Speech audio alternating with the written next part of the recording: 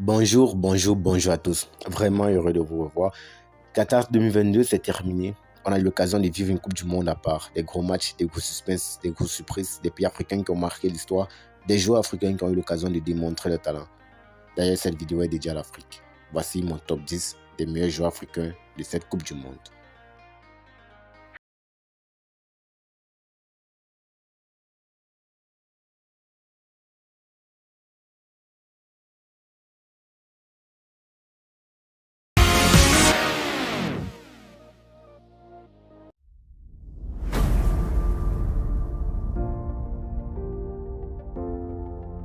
Le Sénégalais a eu l'occasion de nous montrer son engagement et sa technique dans cette Coupe du Monde, très efficace aux côtés de la charnière centrale en phase défensive et qui a su apporter sa contribution en phase offensive. Son couloir gauche n'a pas vraiment eu de reproche dans ce mondial malgré le flop défensif du Sénégal dans cette Coupe du Monde.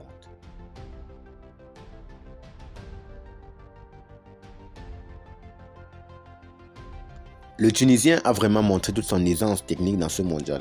L'élément important du milieu tunisien, Laïdouni, a été le plus remarquable de ce milieu à 3.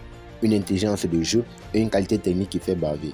On peut notamment voir sa performance contre la France au dernier match où il a donné du fil à retordre à Deschamps et particulièrement à Kamavinga. Ouais, c'est vrai, c'était pas son poste habituel, mais bon, on peut vanter les prouesses de Laïdouni qui est quand même un des rares Tunisiens à avoir brillé dans cette Coupe du Monde.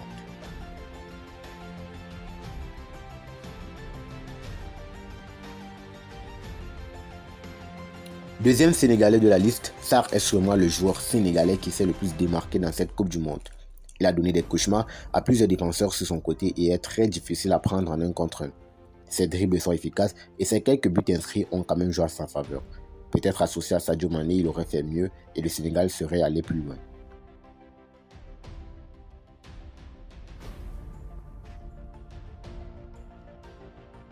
Sûrement le seul défenseur camerounais à applaudir dans cette Coupe du Monde. On savait que Castelletto depuis Nantes était bourré de talent, ce qu'il a prouvé une fois de plus dans cette défense camerounaise qui a souffert dans ce mondial, surtout contre la Serbie. Ses interventions étaient propres, sa relance très claire et précise, c'est pas pour rien qu'il a une jolie passe décisive à son actif dans cette Coupe du Monde. Saluons le but sublime de Vincent Boubacar, mais saluons aussi la passe de Castelletto. Un but, une passe décisive, c'est quand même mieux que beaucoup d'attaquants dans ce mondial.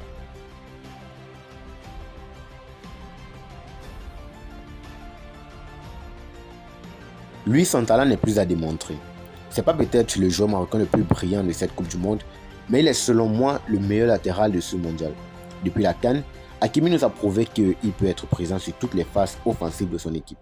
Une vitesse qui régale, une qualité technique digne d'un Marocain, une lecture de jeu digne d'un joueur de très haut niveau. C'est pas pour rien que le Maroc est arrivé loin dans cette Coupe du Monde. Les stats ne parlent pas pour lui, mais son influence dans le jeu fait pas débat.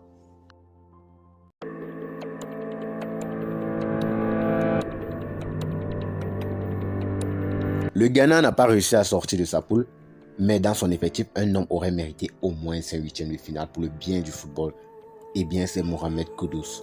Il est sûrement le joueur gagnant le plus prometteur et risque de faire une grande carrière si on se fie aussi à ses performances à l'Ajax. Joueur dribbleur très bon en 1 contre 1, rapide, tueur dans la surface, un attaquant presque complet. Il a été performant dans tous ses 3 matchs de Coupe du Monde avec notamment un doublé contre la Corée du Sud. Kudus s'associe à de grands attaquants autour de lui. Soyez-en sûrs les gars. Ce sera du lourd.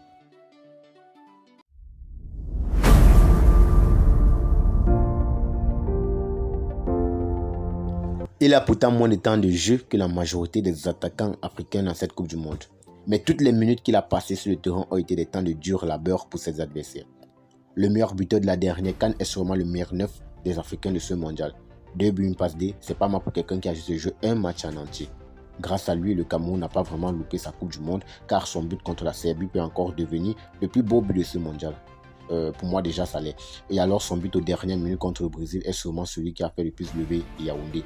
Une victoire 1-0 qui a permis au Cameroun de devenir la première nation africaine à battre le Brésil dans une Coupe du Monde.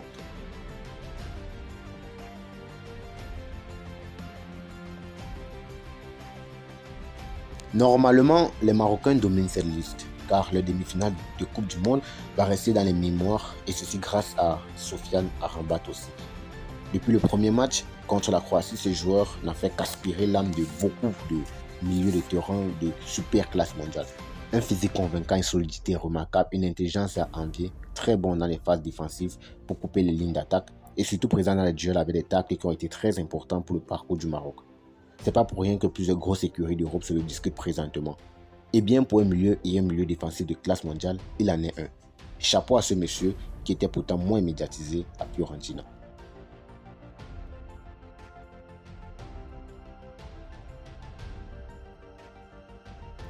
Pour moi, Julián Álvarez et lui devraient normalement se partager le titre de meilleur jeune joueur de ce mondial. Excusez-moi, mais Unai a même un peu plus d'avantages pour moi s'il faille que je vote. Pour ceux qui ne connaissaient pas encore le talent de ce petit, vous avez sûrement manqué la vidéo dans laquelle je présentais les pays africains qui vont le plus impacter cette Coupe du Monde. Et quand je parlais du Maroc, je parlais de lui particulièrement. Ça c'est expliqué dans la vidéo. Une qualité technique à enseigner dans toutes les écoles de football et à crier même sur tous les toits s'il le faille. Pour son âge, son intelligence dans le jeu est énorme. On l'a notamment vu à l'œuvre contre le Portugal. Jusqu'à présent, le milieu portugais retient son nom. Pour moi, c'est le futur même du Maroc et de l'Afrique en général. Il mérite même plus que son club d'Angers. Et après le mondial, on souhaiterait le voir au Barça, au Real, à City ou même à Liverpool. Et j'en suis sûr qu'il est même déjà dans le viseur de ces clubs.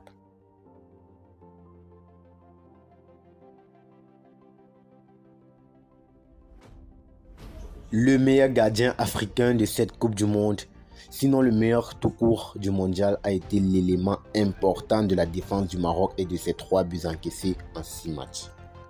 Ses parades remarquables et ses arrêts décisifs au tir au but contre l'Espagne sont un chef-d'œuvre. Il vient renforcer la thèse selon laquelle une équipe qui souhaite aller loin doit avoir un bon gardien, ce que le Maroc nous a prouvé dans cette Coupe du Monde. Aujourd'hui, Bounou a démontré que lui aussi est parmi les meilleurs gardiens du monde et qu'on a tort de le sous-côté. Mention spéciale à ce gardien qui va inspirer beaucoup d'autres et qui a rendu un continent fier. Généralement parlant, voici à quoi ressemblerait le meilleur 11 africain de ce mondial.